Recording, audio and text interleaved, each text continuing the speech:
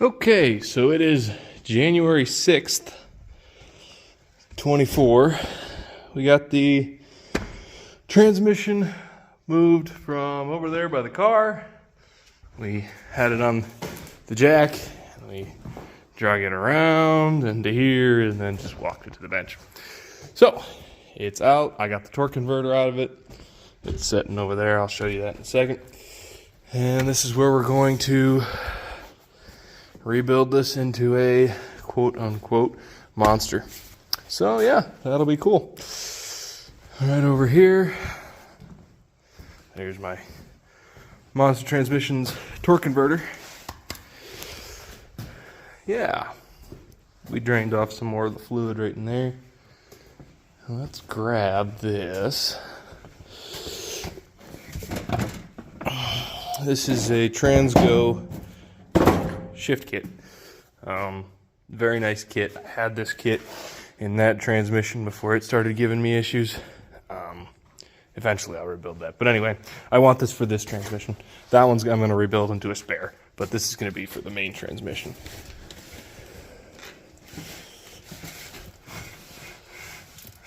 Come on. There we go. Box of goodies.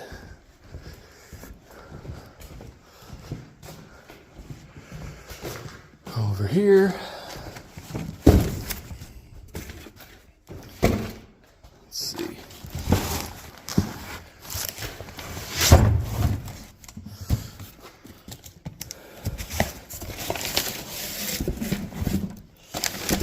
Protective paper. Get this guy out of the way. This thing will actually open. Stay open. Alright, yeah, so we got gaskets, seals, all sorts of good stuff. Check balls for the valve body. Good stuff there. Pan gasket. We got a new TV cable because this one has come apart here and I just ended up taping it back together the last time. So we got a new TV cable put in there. This kit comes with a small reprogramming kit, shift kit from Superior. I might put some parts of this in there because this has some elements that the Transgo kit does not, and they work well together. We got clutches, filter, different sprags, different planetary assemblies. This is a 5-pinion. Yeah, it's got all sorts of good stuff in here. It's got a beast sun shell. It's got a new chrome pan with a drain plug, which will make getting this thing out so much nicer in the future. New steels. What do we got here? The super servo from Superior. I'm probably going to take the sonic servo off of that one, stick it in here, and put this servo in this one. Yeah, so that's what comes in this monster in a box kit. There's a couple extra things in there, but I'm not going to go through it all right now. But I'm pretty excited about that. That's all going to go into this transmission here after we get this all tore down. But that's going to be another night. Tonight we're going to focus on pulling the engine out of this bad boy. So, as I mentioned in our last video, I just have coolant hoses. Got to take those off, drain the coolant out, and then a couple of electrical connectors. I got to get the Y pipe off the bottom, and then motor mount bolts. So it's pretty, well, it's not pretty much ready to go because that's still, the majority of the stuff is still hooked up, but in my mind it's a whole lot. Getting the transmission unhooked from this thing to pull it out is one of the biggest things. So when you're pulling an engine and you're leaving the transmission in, that's probably one of the harder parts. The rest of this stuff's pretty simple. So it should go pretty smooth getting it out. Let's go ahead and take this over there. Now I think we'll start by going back under the car and undoing the exhaust Y pipe bolts, pulling that out. We'll go ahead and take the motor mount bolts out over down there because that's underneath the car. We'll take the starter out. pull all that wiring off, and then we'll come up here and disconnect all the wiring, take the accessories off, and then we'll drain the coolant out after we do everything else into there so that it's not dripping on our face when we're down there to pull the rest of the stuff. Because I've done that before, not thinking about it, and it's no fun. So here we go. Well, we're making progress. Alternator's off, coolant hoses are off. We got it draining down into there. We just got to get these fuel lines off right here, power steering pump off, and the water pump off. And then there's a ground wire right here that'll take care of all this wire loom right here and here. All these connections that go underneath are already disconnected. They went to the starter. So those are all disconnected off of this piece. This piece right here has a ground right there. There's ground right at the back of the engine there. As we're pulling it out, we got to take off. And we got to just disconnect fuel log, take the carb off, fuel lines from the motor down there, and then we'll be ready to lift it out. Got the cherry picker over here and ready. I moved that 355 back over there onto a tire so the engine stand is open. Yeah, we'll get going on that. All right, so water pump's off, carb's off, everything's unhooked except for the grounds in the back. We're gonna pump this up a little bit more, get some more coolant drain out of the front of it, and then we can get a little better shot at those ground wires in the back of the motor.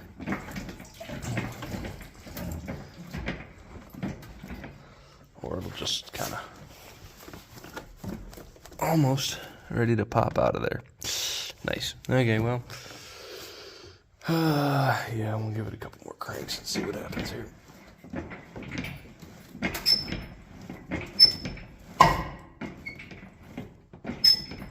Okay. I'll check out those ground wires over there.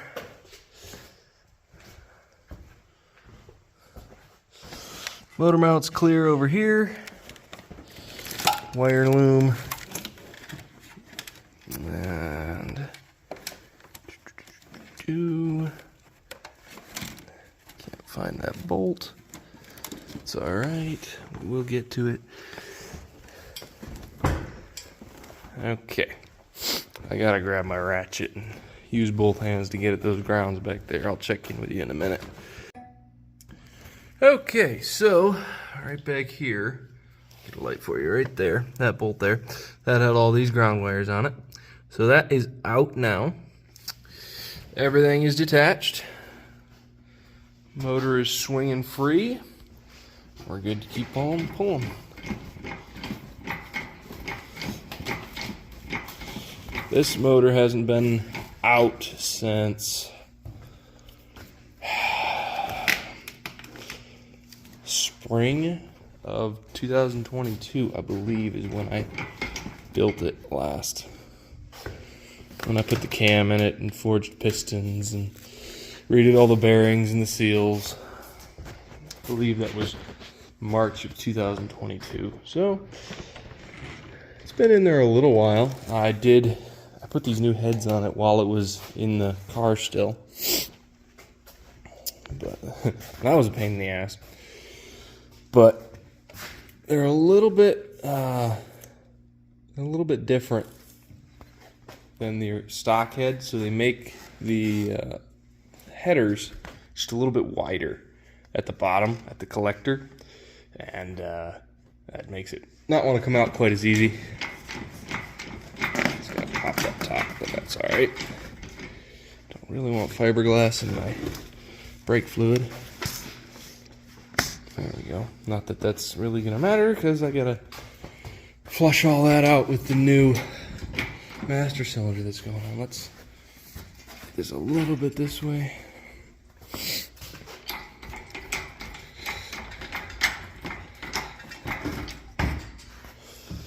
How are we looking back here?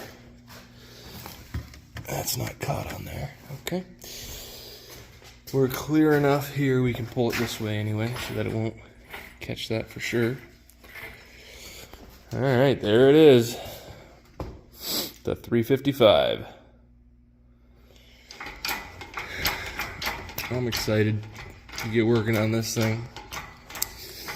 Really would love to be able to afford to make this a 383 over this winter. Currently, it's definitely not in the budget. So, but it will make more power. Right now, it's only making maybe 300. But all things else considered that was going on with this car, it really didn't. I mean, the motor itself ran fantastic, but gotta throw something in the trash here. But the transmission didn't shift quite right. It definitely didn't shift like this orange one did here before it started having issues. It just felt like it was a lot slower than it was with the other transmission. And that the other transmission never got to see these Brodix heads. So yeah. But it makes maybe 300 horsepower, and we're hoping to, hopefully, with just the cam and the new heads, we can make around 4. Plus, I want to be able to turn this thing to 7,000 or more, 7,200 RPM. With the new cam, we'll definitely be able to do that. The cam and the intake manifold will be a lot better matched than the old cam and the old intake, or the old cam and this intake. So, yeah, we'll go ahead and zip this flex plate off and then get it bolted to the stand. Take the headers off. Yeah. Won't do too much disassembling on this tonight, but just a few things for sure. Here's the engine bay. Without the motor in there, I've got new solid motor mounts for when we go back together. Those will be very nice. These are old and worn out, so it'll be nice to get some new ones in there. New solid ones. That should be very helpful and get me a better idea of where all my exhaust is going to sit later on. So I think that's it for this clip. Alright, so we got the flex plate off. We've got it bolted to the stand. Note, the stand is still floating. So I found it the easiest way to hook an engine from a engine hoist to an engine stand is to take out this part here, pull this out, pull this handle out, and bolt it to the engine, adjust it to where you want it, tighten these down, and then pick up the back of the hoist, or that stand, slide it on there, get that back up in there while it's on the hoist, rather than trying to get the hoist in just the right spot, sliding it in with the base of the stand on the ground.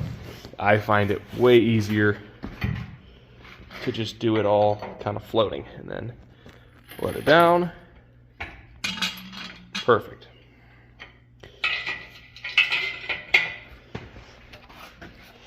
That's not sagging on there at all. Look at that. A lot of times I see guys put their engine on the hoist and it's like way front heavy hanging down. Their engine on the stand, pardon me.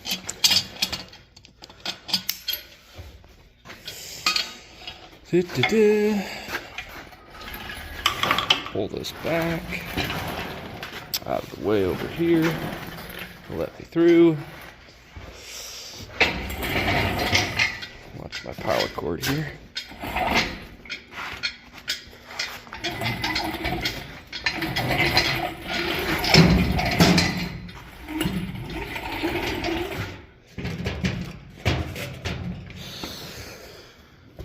We'll pick up this, put it back on its nail on the wall.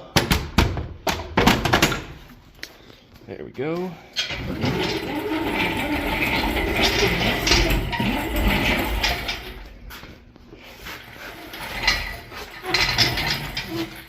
And I got a nice spot for the hoist right there. So now we'll just let the jack down.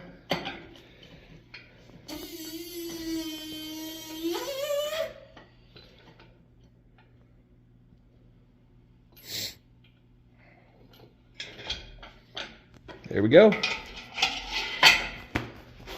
355, 305 that has issues, 400 underneath the cardboard there. All sorts of parts hanging out, some tools on that shelf, parts over here, parts over there, parts over there.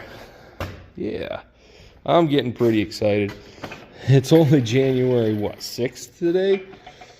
And we got this thing, you know, gutted of everything, almost everything that needs to come out. I need to pull the center section out of the rear differential, but I don't really want to do that until I have the new ring gear to go back in, and I'm going to try and do that as a one night or a weekend project. Pull it out, strip it down, change the gear, put new bearings in, and get it back in there just that same weekend, so that my shop, my garage, doesn't end up smelling like diff fluid, for one, because it will stink up a shop real quick, and the longer you leave something like that open, the longer it lingers. But and just so that I, you know, no contaminants get inside the actual rear end itself or anything like that. Just for convenience, I think it'll be easier to just do that all at once. But engine's out, tranny's over there. I got all the parts I need for the transmission rebuild, so I'm probably going to start it on that. I might do teardown on this first. Just get everything apart, see what how the condition is. I mean, it's been together for 2 years, all of 22 and 23, and it's had some pretty decent abuse. It's not like it's a super high risk. I mean, it's motor. It's like 8.5 to 1 compression, so super low compression, does not make a lot of power. I mean, very reliable motor, very safe timing, fueling. I got a air-fuel ratio gauge, so I know where my fueling is all the time, and it's not like way lean or way rich. So, I mean, super safe combo, so I'm not expecting to find anything bad in here. If at one point with the old intake, the intake that's on that motor currently, back here, there was a massive oil leak right back here. When I put the manifold on, it had pushed the gasket off of it, and since then I've been using only silicone because it works. But anyway, massive oil leak, and it had basically leaked 4.5 of the 5 quarts out of it. And yeah, I drove it for just a half a mile or so with extremely low oil pressure, and so I'm wondering if there was any damage in that. Once I filled it back up with oil and fixed the oil leak, I never had any oil pressure issues, but just curious to see that. Another issue that I was having with oil pressure, and I'm not entirely sure what I'm going to have to do to fix it, but I know there are ways to fix it, is when I was braking quickly, the oil pressure would drop, and it would drop to about 15 psi, never really lower than that. And then when I would stop, and at the stop, the oil pressure would come back up, and then when I would start moving, it would come back up even more to about 65 psi. But what I'm thinking happened, and this is just my hypothesis, whatever, and my guess from having the old valve covers on there, but is that oil would get up in the heads, and then when you're braking, it would all come forward in the top of the head, and there's only one oil drain back in the head on each side, and then one in the back as well. And so I don't think it was draining back fast enough and then getting to the oil pump in the back fast enough for it to maintain good oil pressure.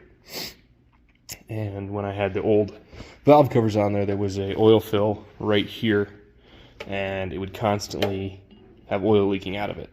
And I would think maybe that's because the valve cover was filling up with oil when I was coming to a stop, and all the oil was coming to the front, and it was just leaking out around the seal there. So that was my problem. I'm not sure exactly what I'm going to do to fix it. I think I'm going to check on my new heads, because I'm putting different heads on, to see if the oil drain back is any larger.